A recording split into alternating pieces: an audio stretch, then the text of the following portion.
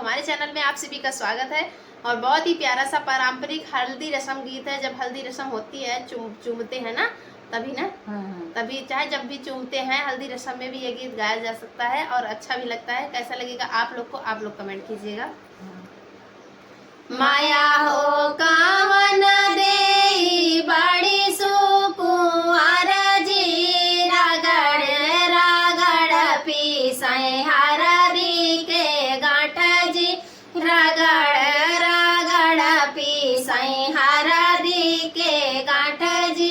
माया हो कावन देई बड़ी सुकुंवर जी, रगड़ रगड़ पीसै हरदी के गांठ जी, रगड़ रगड़ पीसै हरदी के गांठ जी।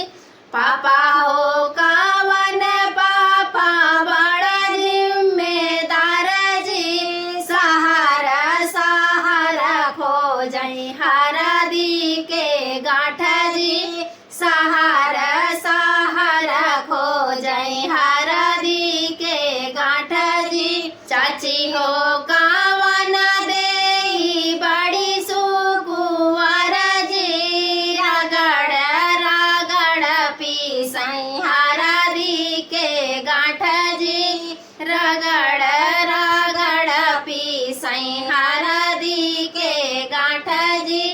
चाचा हो कावन चाचा बड़ा जिम्मेदार जी, सहारा सहारा खोजै हरदी के गांठ जी, सहारा सहारा खोजै हरदी के गांठ जी। भाभी हो कावन देई बड़ी सुकुंवर जी, रगड़ रगड़ पीसै हरदी के गांठ जी, रगड़ रगड़ पीसै हरदी के गांठ जी।